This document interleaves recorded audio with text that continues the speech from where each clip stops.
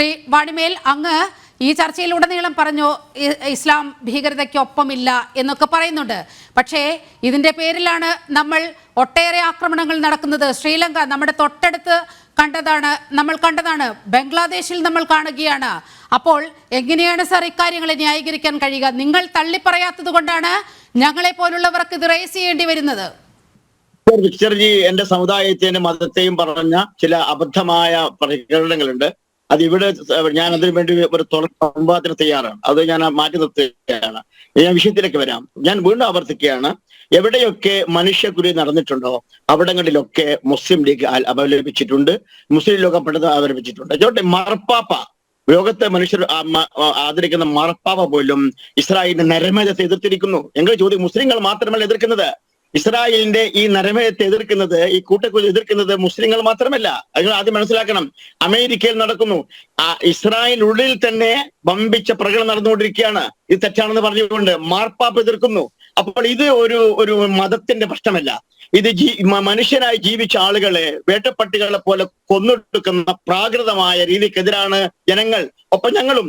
അതേ അവസരം ഇസ്ലാമിക ഭീകരത എന്ന പദം നടത്തിയല്ലോ. ഞാൻ വീണ്ടും ആവർത്തിക്കുകയാണ്, മുസ്ലിങ്ങളിൽ ചിലർ അത് നടത്തിയിട്ടുണ്ടാവാം, ഉണ്ട്, സമ്മതിക്കുന്നു. പക്ഷേ ഞങ്ങൾക്ക് അതുമായിട്ട് ബന്ധമില്ല. അതിനെ നമ്മൾ തള്ളി പറഞ്ഞിട്ടുണ്ട്. അത് തള്ളി പറഞ്ഞത് കൊണ്ടാണ് പല ഘട്ടങ്ങളിൽ മുസ്ലിം ലീഗ് വിമർശിക്കപ്പെട്ടത് പല ആളുകളിലൂടെ. ആദ്യം മനസ്സിലാക്കേണ്ടതുണ്ട്. രണ്ടാമത് തള്ളി പറഞ്ഞിരിക്കുന്നത് ഈ അടുത്ത കാലത്തൊന്നും അങ്ങനെ ഒരു തള്ളി പറയൽ നമ്മളാരും കേട്ടിട്ടില്ല. അതുകൊണ്ടാണ്, ഏത് സംഭവത്തിലാണ് മുസ്ലിം ലീഗ് തള്ളി പറഞ്ഞിട്ടുള്ളത് ഇസ്ലാമിക ഭീകരതയെ? മാഡം, ഞാൻ വെല്ലുവിളിക്കുന്നു. ലീഗിനെ കുറിച്ച് നിങ്ങൾ പഠിക്കാതെ കൊണ്ട്, ലീഗ് ഇക്കാലം അത്രയായിട്ട് ഇന്ത്യയിലെ ഒരു കോടതിക്കോ ഒരു ജുഡീഷ്യറിക്കോ ഒരു നേതാവിനോ ചൂണ്ടിക്കാണിക്കാൻ കഴിയില്ല മുസ്ലിം ലീഗ് തീവ്രവാദത്തോടൊപ്പമാണെന്ന്. മുസ്ലിം ലീഗ് തീവ്രവാദത്തെ എതിർത്തത് കൊണ്ട്, വർഗീയത എതിർത്തത് കൊണ്ടാണ് ഞങ്ങൾക്കുള്ളിൽ വിമർശിക്കപ്പെടുന്നത്. അതാദ്യം ബോധ്യം ഉണ്ടാവണം. ഞങ്ങൾ ഈ കാണും, നിങ്ങൾ പറഞ്ഞ കുറെ കോപ്രാകൾ നടത്തുന്ന കൂട്ടരില്ലേ, ഞങ്ങളൊരു ഉത്തരവാദികളല്ല. അത് മനസ്സിലാക്കണം. ലീഗിന്റെ അജണ്ടയുണ്ട്. എന്താണ് അജണ്ട? രാഷ്ട്രത്തിന്റെ അഖണ്ഡത, മതേതരത്വം പ്രകടിപ്പിക്കുക. എവിടെയൊക്കെ എവിടെയൊക്കെ മനുഷ്യർ ആക്രമിക്കപ്പെടുന്നോ അവിടെ ഐക്യദാർഢ്യം പ്രകടിപ്പിക്കുക. ഞങ്ങളുടെ കയ്യിൽ ബോംബില്ല, ഞങ്ങളുടെ കയ്യിൽ കത്തിയില്ല, ഞങ്ങളുടെ സർക്കാർ രാഷ്ട്രീയമാണ്. അങ്ങയുടെ നിലപാട് അതാണ്. ശ്രീ ഷോൺ ജോർജ്, അഡ്വക്കേറ്റ് ഷോൺ ജോർജ്, വാണിമേലിനൊരു മറുപടി.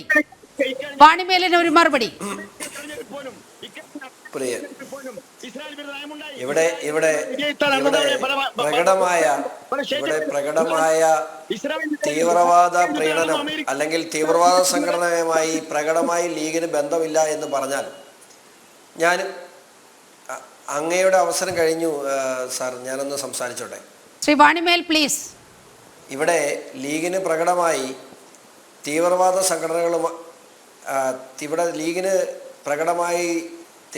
സംഘടനകളുമായി അല്ലെങ്കിൽ തീവ്രവാദവുമായി ബന്ധമില്ല എന്ന് പറയുന്നത് ഞാൻ ശരി അംഗീകരിക്കുന്നു. പക്ഷേ ഈ രാജ്യത്ത് നടന്നുകൊണ്ടിരുന്ന അല്ലെങ്കിൽ ഈ രാജ്യത്തിൻ്റെ കോൺഗ്രസ് ഗവൺമെൻറ്റിൻ്റെ ഭാഗമായിരുന്ന ലീഗ് ഭീകരത ഈ നാട്ടിൽ കാണിച്ചിട്ടുണ്ട്. അതിൻ്റെ ഉത്തമ ഉദാഹരണമാണ് വഖഫ് 95-ലെയും 2013-ലെയും വഖഫ് ഭേദഗതി നിയമങ്ങൾ.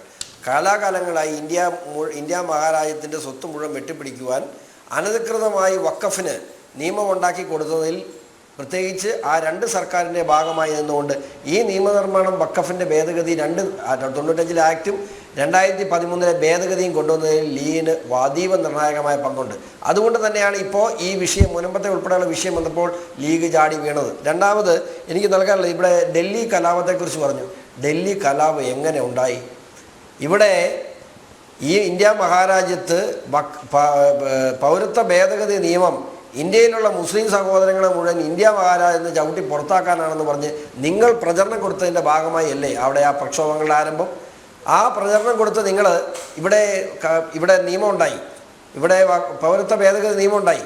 ആ നിയമം ഉണ്ടായിട്ട് ഈ കാലം അത്രയായും ഏതെങ്കിലും ഇന്ത്യയിൽ ജനിച്ച ഏതെങ്കിലും ഒരു ഇസ്ലാം പൗരനെ ഈ രാജ്യത്ത് നിന്ന് പുറത്താക്കുന്ന സാഹചര്യം ഉണ്ടായോ?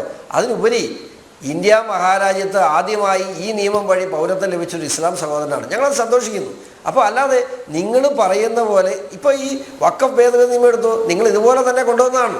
ഈ ദിവസങ്ങളിൽ കേരളത്തിലൊക്കെ വലിയ പ്രക്ഷോഭം നടക്കേണ്ടതാണ്. വഖഫ് ഭേദഗതി നിയമത്തിനെതിരെ വൻ പ്രക്ഷോഭം നിങ്ങളൊക്കെ പ്ലാൻ ചെയ്തിരുന്ന, എന്താ പറ്റിയേ? മുനമ്പം വിഷയം വന്നതോടുകൂടി കേരളത്തിലെ ജനങ്ങൾ അപ്പാടെ എന്താണ് വഖഫിൻ്റെ ഭീകരത എന്ന് പഠിച്ചു. നിങ്ങൾക്കത് തെറ്റിപ്പോയി. അപ്പോൾ ഞാൻ ആ വിഷയങ്ങളിലേക്ക് പോവല്ല. അതിനപ്പുറത്തേക്ക് ഞാൻ ഒരു കാര്യം മാത്രം സൂചിപ്പിച്ചുകൊള്ളട്ടെ.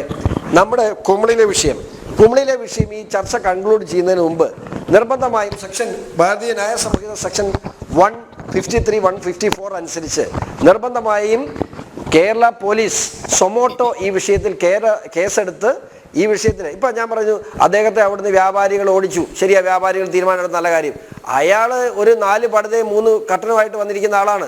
അയാൾ അവിടുന്ന് പടുത എടുത്തോണ്ട് മൂന്നാറിൽ പോയിരിക്കും, അവൻ അവിടെ ഇത് ആവർത്തിക്കും. അല്ല, അവിടുന്ന് അതെടുത്തോണ്ട് 200 കിലോമീറ്ററേ ഉള്ളൂ കുമളിയിൽ നിന്ന് കൊടൈക്കനാലിൽ, അയാൾ കൊടൈക്കനാലിൽ പോയിരിക്കും, അയാൾ അവിടെ ഇത് ആവർത്തിക്കും. നാളെ ഈ മെന്റാലിറ്റി ഉള്ള ഒരു ആള് എന്ന് പറയുന്നത് അയാൾ ഇസ്ലാമിക് ബ്രദർഹുഡിന്റെ വക്താവാണ്. അയാൾ ലോകത്ത് എവിടെ പോയിരുന്നാലും തീർച്ചയായും അയാളുടെ സ്വഭാവം കാണിക്കും. നാളുകളിൽ ഇയാളുടെ പേരെഴുതി വെച്ചോ, നമ്മൾ ഇയാൾക്കെതിരെ കർശനമായ നടപടി സ്വീകരിക്കുകയും പോലീസ് ആക്ഷൻ എടുക്കുകയും ഇയാളെ അറസ്റ്റ് ചെയ്ത് തുറങ്കിലടയ്ക്കുന്ന നടപടി സ്വീകരിക്കുകയും ചെയ്യുന്നില്ല എങ്കിൽ ഒരു സംശയം വേണ്ട, നാളെ എവിടെയെങ്കിലും ഒരു മനുഷ്യ ബോംബായി ഇയാൾ മാറും. അയാളുടെ മെന്റാലിറ്റി, അയാളുടെ ചിന്താഗതി, അയാളുടെ പ്രതികരണം കൊണ്ട് നമ്മൾക്ക് ബോധ്യപ്പെടുന്നത് അതാണ്.